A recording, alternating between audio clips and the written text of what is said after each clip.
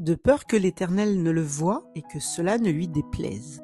Plusieurs femmes se réjouissent de voir leurs ennemis, incluant leur mari, recevoir ce qu'ils méritent quand Dieu les punit avec des difficultés financières ou d'autres difficultés. Rapidement, les choses se replacent pour le mieux. Pourquoi est-ce que cela se produit ?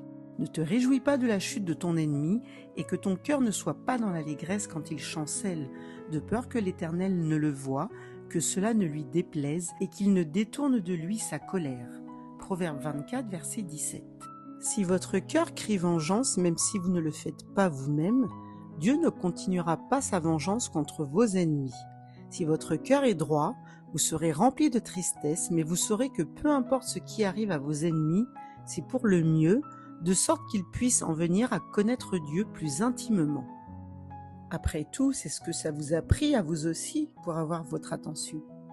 Ceux qui exécutent la parole. C'est très important d'apprendre la vérité et de se mettre en accord avec les Écritures, mais nous ne devons pas nous arrêter là. Mettez en pratique la parole et ne vous bornez pas à l'écouter en vous trompant vous-même par de faux raisonnements. N'étant pas un auditeur oublieux mais se mettant à l'œuvre, celui-là sera heureux dans son activité. Jacques 1, verset 22 et verset 25. Celui donc qui sait faire ce qui est bien et qui ne le fait pas commet un péché. Jacques 4, verset 17. Pardon. Plusieurs femmes ne pardonnent pas à leurs parents, leurs maris, leur belle famille, leurs enfants, un ami, un enfant plus vieux ou même un collègue de travail parce qu'elles ne comprennent pas les graves conséquences de leur manque de pardon. Regardons les Écritures pour voir ce que Dieu a à dire à propos du pardon. La question que nous nous posons souvent est « Pourquoi devrais-je pardonner ?» Parce que Dieu vous a pardonné. Parce que Christ est mort à la croix, Dieu nous a pardonné.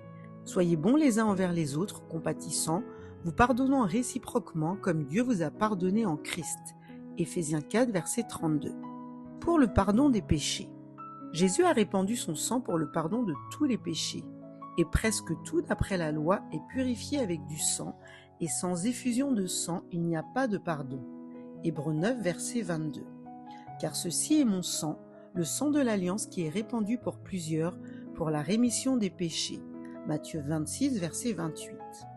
Ne pas laisser à l'ennemi l'avantage sur nous. Nous devons pardonner aux autres pour ne pas que l'ennemi puisse prendre avantage sur nous. Or, à qui vous pardonnez, je pardonne aussi. C'est à cause de vous, en présence de Christ, afin de ne pas laisser à Satan l'avantage sur nous, car nous n'ignorons pas ses desseins. 2 Corinthiens 10, versets 10 et 11. Trop de chrétiens sont ignorants des plans de l'ennemi et lui donnent l'avantage en ne pardonnant pas. Votre Père ne vous pardonnera pas vos offenses. Dieu a dit qu'il ne nous pardonnerait pas si nous ne pardonnons pas aux autres. Si vous pardonnez aux hommes leurs offenses, votre Père céleste vous pardonnera aussi.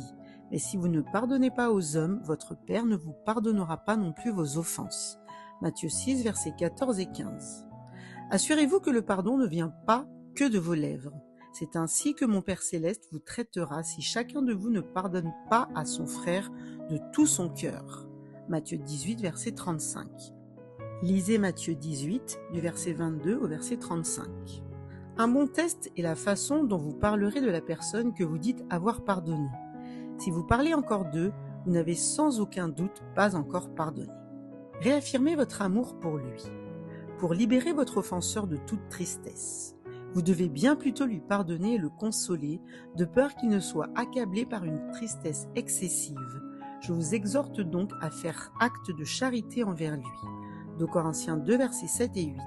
Cela veut dire que vous ne pouvez pas vous contenter de dire que vous pardonnez et ne rien faire d'autre. Vous devez faire plus de chemin et réaffirmer votre amour en disant à la personne qui vous a offensé que vous lui pardonnez. Est-ce que mon offenseur ne devrait pas être désolé si je lui pardonne ? Père, pardonne-leur. Ceux qui ont crucifié Jésus n'ont pas demandé pardon ni exprimé de tristesse pour ce qu'ils ont fait. En tant que chrétiens, nous sommes des imitateurs de Christ. Donc, nous devons suivre son exemple. Père, pardonne-leur car ils ne savent pas ce qu'ils font. Luc 23, verset 24. Nous pouvons aussi retrouver la même chose quand Étienne a été lapidé. Il s'est écrié pour ses persécuteurs, juste avant de mourir, « Seigneur, ne leur impute pas ce péché. » Acte 7, verset 60.